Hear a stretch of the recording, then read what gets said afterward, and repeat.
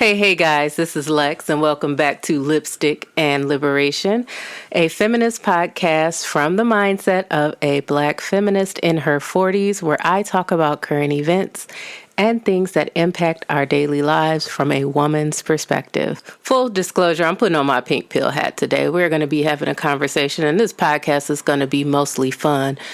But I want to talk about something that happened today in the social media and podcasting world, as it were. I'm titling this episode, Divorce Yourself from Men's Opinion, because they never live up to the expectations that they place on everyone else, including women. And today we're going to be talking about what happened with podcaster Shannon Sharpe. So if you guys are not familiar, Shannon Sharpe runs a podcast that's very popular on YouTube called Club Shay Shay. He had Cat Williams on. It was a really, really big hit. I think it's the most watched video on YouTube ever, actually.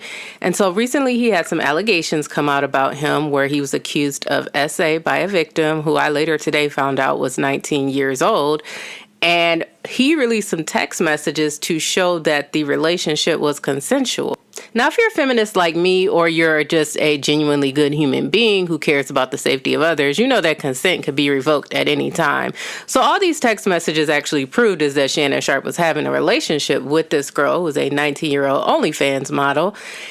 But it also showed us that Shannon Sharpe is into race play, a kink that I firmly and am happy to shame. It deserves to be shamed because race play has a history of having Black people's blood on its hands when white people were exposed for doing it and they turned on their Black partners and racialized violence was enacted upon them because of it. So it's never okay. It's never something that's safe or just, something to do for fun. It does impact other people. It has an impact on the Black community.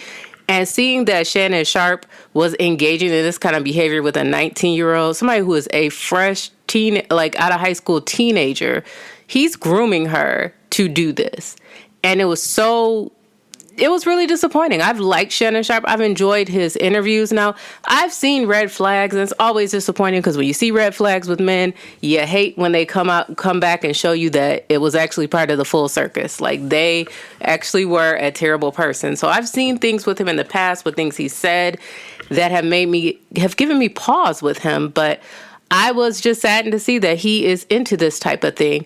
But it also let me know that as much as men talk about women, I can't find a good woman to settle down with, there's no women out here for me, they're never looking for what they claim to be looking for. Men often have these very secret lives where they are doing things on the low that get exposed. Now, whatever the outcome of this case is, I hope justice prevails. I'm a big advocate of the safety of women. And people, if you were harmed like that, being compensated, or the criminal justice system doing what it needs to do. If it is not true, then I definitely want to make and hope that Mr. Sharpe is vindicated. I want the truth to come out here. But at the end of the day, his behavior with a 19-year-old, period, was inappropriate. Just being a man at his age at 54, dating somebody 19, it's definitely giving groomer, definitely giving predator, and there's no reason for it. He has options. He has lots of options. And when I think about him sitting up on his podcast, I'm like, well, I can't go 50-50 with a woman. But you're out here giving $25,000 to a 19-year-old who's still on her parents' Obamacare for calling you a jungle bunny in the bedroom. Like, where is your pride? Where's your racial pride? Where are your standards as a man? And that's what I mean when I say you should not take men's opinions about you seriously, because they don't even live up to their own opinions. You have these standards about women and what you want in a woman, but you're not out here going after what you actually want in a woman. Instead, you're going after people who just graduated high school who are OnlyFans models. Like, men talk so much trash about OnlyFans, but who is keeping OnlyFans relevant? Who is paying for OnlyFans? Men. And these are the same men that are saying, oh, it's too expensive to take women out on dates. You take women out on a date, she ordered $200 and all these drinks. You're paying OnlyFans girls that amount of money, if not more. But you're complaining about women you're taking out on actual dates. This is what I mean. This is the world that they live in. And that's why you have to divorce yourself from their opinions. You are never going to be what they want you to be. You can't be, because they're not even what they want to be. They're not happy with themselves. And a lot of times those are the things that they are projecting onto you. Like telling a grown woman you want to go 50-50 with her and giving all this money to a 19-year-old girl who you're not building anything with, who you are just using her body. And then now you're in this mess. However this mess started, regardless, this is not a situation he should have ever been in. And it's really sad and it's really pathetic, especially at his age, at his success level, like he was about to sign a big deal. It's another thing that proves that a lot of men don't have dick discipline. Like, how are you blowing $100 million potential bag here on trying to get with a 19-year-old OnlyFans model? This is poor dick management, and it's a shame. It's really a shame because, like I said, I really liked his platform, and I did like things about him. But at the end of the day, you get reminded that he has all the fallibilities and weaknesses that many men have, and they're all circling around him, trying to, make excuses for this behavior, trying to blame this girl. You can't know that everything was consensual in that relationship. Consent can be revoked at any time. We hope everything was consensual.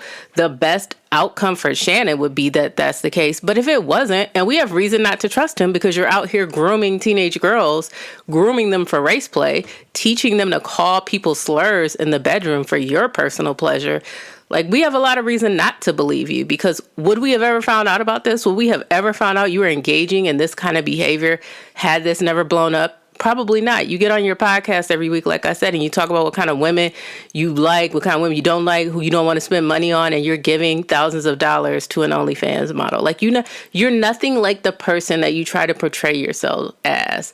So I just say take his example, ladies. You cannot listen to a man about what he wants in a woman because he's lying. He doesn't know what he wants in a woman. He does not care about the things that he is talking about. You have to look at what men do, and that's it. What they do is the only thing that you can trust. What they say is they look at dating and getting women as some kind of competition or something. What they say is not worth anything. And while we're on that topic, I do want to say that I am one of the Sure 7 sprinkle girls to an extent. I do totally agree with that because of the gender pay gap, because of the fact that women, you're very likely to be unalived if you're in a romantic relationship with a cis straight man, that women should not have to pay bills if they move in with one. You are bringing so much to that relationship, and you don't know what they are doing behind your back. You don't know what's going on. Because like I said, a lot of times they do have secret lives. That is not very uncommon at all. Just like what we've seen here with Mr. Sharpe, that is not something that's uncommon. So if you're entering into those situations, you definitely should be having him pay all the bills. You should certainly keep your own job, but he should be able to handle that. And the other reason you should be doing that is because if you leave him with free money, this is what he's going to be doing. The same thing Shannon Sharpe was doing. Spending money on OnlyFans, spending money on porn, because a lot of men are addicted to porn these days. And the other thing is a lot of men aren't going to ask for help. They're not going to say, I have a problem, because it's masculinity doesn't allow them to say that. So at the very least, if he's going to be spending money on porn and other women, you shouldn't be putting 50% forward to help keep a roof over his head. He can keep his own roof over his head, and you keep your money. Like I always say, the most ideal situation is you don't have to date a man. You get your money up and you just go through life and you're happy and you're thriving as a single woman. But if you want to be in a relationship, make it work out in your best interest, because you are the person that is going to be bringing the best things to that relationship. He's going to live longer because you're in his life. You're the one who's going to be more stressed out. That's science. That's what the surveys say, that childless, unmarried women are the most happy women. So if you're going to trade in on that, and men who are unmarried and single are not very happy, especially when they get old. So if you're going to trade that in and you get a man, then the man needs to be financing and footing the whole bill, especially like I said, because he's going to be doing something with that money that you don't know about. Every married and divorced woman will tell you that. If they've gotten to the point at the divorce where they want to talk about it, they will tell you their husband had a secret life somewhere in most cases. So pick the best deal for you.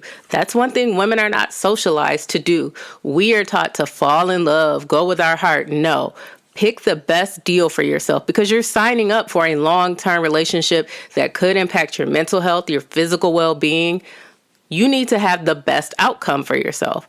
Don't be afraid to go to the negotiating table when you are dating, because it is a deal that you are making with somebody else, that we're going to be together and we're going to do X, Y, and Z. And you need to make sure you can have that best outcome.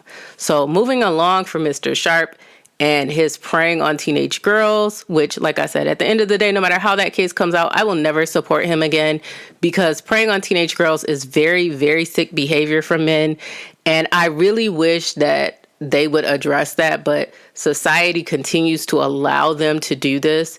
And it's absolutely disgusting. Most teen pregnancies are from grown men preying on those girls. It's not even other teenagers in their age bracket. So that truly needs to be addressed. That's an issue for women as well. But yeah, that's part of patriarchy, this belief that, you know, they think that they're still valuable no matter how old they get. But at the same time, they're giving thousands and thousands of dollars to these 19-year-olds who they know would never talk to them anyway.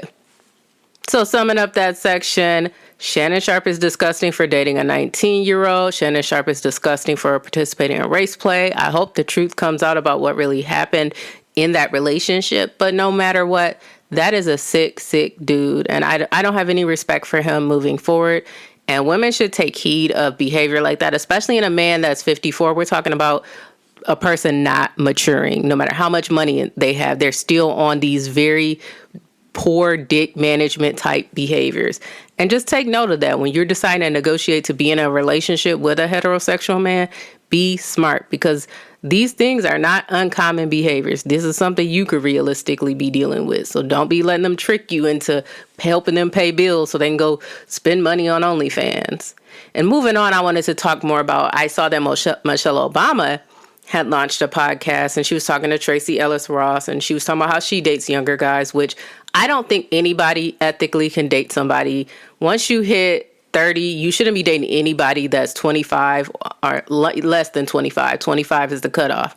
And then after you hit like 35, then I feel like you need to be dating people in their 30s and above. And then after that, 35 and up, as long as the person's 35, I really don't care. So if you're 50 and they're 35, I just think at 35, you have had enough life experience. You've paid some bills. You've gotten lost a job here or there. You've gotten used to being on your own. Your parents aren't making a bunch of decisions for you anymore. So I think that's an age where you can safely date about anybody. But anything before that, you're a weirdo. And we gotta be comfortable. This is a society where people are so uncomfortable with calling people out about things. Like, it's that judge not lest you be judged. I'm judging you because I don't do a lot of things that people do. And I'm fine if somebody thinks that something that I'm doing is wrong. I'm fine with them thinking that. So I have no problem telling somebody, you're a weirdo if you're dating somebody significantly younger than you, because there is something wrong. There is something genuinely wrong. And you're lying to yourself saying they're more mature than they actually are. No, you're just making an excuse for why you're sleeping with them. You know that they're not that mature. That's what attracted you to them. Maybe you're not very mature. Maybe you need to go to therapy and figure out why you are attracted to these type of people. But I didn't think Tracy Ellis Ross was wrong. Like I said, as long as she's not talking about anybody under 35 for dating somebody younger. And I understand what she's saying about men in her age bracket, because typically the older men are, the more entrenched they are into patriarchy, and it's hard to have really good conversations with them. Unfortunately, right now with all the red pill stuff out there, which, hey, that's why I exist with my pink pill stuff, there's a lot of men out here who are younger who are starting to buy into that stuff. So we might not even have a very large age gap before we start running back into that kind of patriarchy, even down here on the side with the 20s or 30s. But we got to stop making excuses for people being weirdos. Like, if the young people are getting money off of them, I'm not going to hate on the young people for their hustle, but I'm always going to put the responsibility on an older person, because you have no business dating somebody that age. You know better, and you're doing that for some kind of weirdo reason. And so you're a weirdo. And if you're going to be a weirdo, at least accept that. I mean, I know we live in this society right now where our president gets up and gaslights us every single day, but I'm not accepting that from normal citizens. If you're weird, you're going to get called weird, and we're not going to pretend that everybody has a right to be weird. No, you chose to be weird, and you deserve to be called weird, and that's what we're going to do. You're not Donald Trump, and you don't get to pick your own reality down here. But moving along, the other thing that I really noticed during the whole Michelle Obama podcast thing is people were saying that she resents her husband. And this kind of ties into to what Kevin Gates was saying about LeBron James's wife not staring at him with enough adoration. Like, men have this warped idea that women are supposed to, like, worship their husbands. And to me, that is so crazy. Like, being a divorcee especially, you don't know a man if you've not been married to him. Even if you've been married to him, they're still, like I said, they have those secret lives. So there's even so much that you know. But until you've lived with a man, you don't know them. And so you have no right to tell women that they have to worship their husband because you don't know what it's like to be married to that person. I believe most women treat their husbands how they deserve to be treated, plus a little bit better, like plus probably 5 points better. So however they're treating them, they probably actually deserve to be treated worse. That's my personal opinion. And Michelle Obama, that's her husband. How are you going to tell somebody how to feel about her husband? It's almost like men want to be married to these other powerful men themselves. Like, I can treat you better, LeBron. I can treat you better, Barack. Like, you don't know. You don't have to get up and wash Barack Obama's underwear. They may have a maid service now, but Michelle Obama did that. You don't have to listen to his ideas that weren't so great and have him feel like he can do that because he did all these other things, even though it's outside of y'all budget, it's unrealistic, and it signs you up to have to deal with a bunch of stuff you don't want to have to deal with. Like, you don't know. You do not know what it's like to be a man's husband. So stay out of it. I love, because Jada Pinkett Smith dealt with that too, with Red Table Talk. Everybody saying, oh, she hates Will Smith. Those two people love each other, but Will Smith gets on her nerves, and that's okay. That's her husband. It's okay for him to get on her nerves. They break up sometimes, but they want to be together. They want to stay married. She does not have to worship the ground he walks on. Maybe it's easier for her and everybody else to worship the ground Tupac walks on because he died when he was in his 20s. And men's memories, they just are a lot better when they don't stay alive in most cases to disappoint you. He didn't have time to disappoint her. So they have this great memory of him, and that's why she feels how she feels with him. But Will Smith has disappointed her multiple times in their life. So she has every right to talk about that. And I don't like that stifling effect that men try to put on women, because it's trying to prevent other women from talking about how being married is not a dream. That's what it is. Men want marriage. Men want women to want to get married. They get to initiate it. It gives them power over women. So when they see Michelle Obama talking about, oh, you know, Barack get on my nerves, Jada Pinkett, well, Will Smith gets on my nerves, they look at themselves. I'm not Barack Obama. I'm not Will Smith. So their wives are not happy with them. What's the chance of a girl being happy with me as a husband? And then they don't want to hear it. That's why it bothers them, because they think those men are so amazing, and they know they're not half of what those men are. So when they hear their wives say that they don't enjoy them, it bothers them. It's threatening. But I 100% support more women need to be talking about what marriage really is like, truly, because a lot of us did not get the whole story. A lot of women, you know, they do tell their here and there what childbirth is like, what menopause is like. But marriage has always been something that women have had to keep kind of a secret, because some of the stuff they go through is shameful. Some of it they feel ashamed to share. They don't want anybody to know what they put up with to stay married. But I am grateful for the women who do pioneer and speak out about what their experience is. And truthfully, I'm always going to go to bat for women to be able to have those voices, because we have not even had a full generation of women talking about what being married is really like. So I love that. I'm glad that Michelle Obama has a podcast. I don't care what anybody says. I want to hear more about her life and her feelings. They already lived their life around Barack's dream, which is him becoming president. This is her time to shine. And I hate that people want her to treat their marriage a certain way so they're comfortable with their idea of him. Let her be herself. Women are full people, even when they're wives, and they have full reasons to feel how they feel about their husbands. And we can listen and respect it, or we can not listen and let it be. But we're not going to criticize them for not being as in love with their husband that we don't live with as they are. And so as I close this out, I want to thank you guys again for coming back. I'm going to try to do these once a week. Today, I'm going to just put it out there the way it is, because the compression made the first episode so skippy. So if you hear any things, just let me know. I'm always looking for feedback. Thank you guys so much for listening. And let me know if you want to talk about some things, leave comments. If you wanted to, share what you thought, I'm always here to listen. Thank you guys who are supporting women out there, who are looking out for us, who are giving money to the YWCA and domestic violence shelters and putting money in women's hands instead of trying to disempower them and harm them. We need that. Put money in women's hands. Sometime this week, give a woman some money and watch her change the world.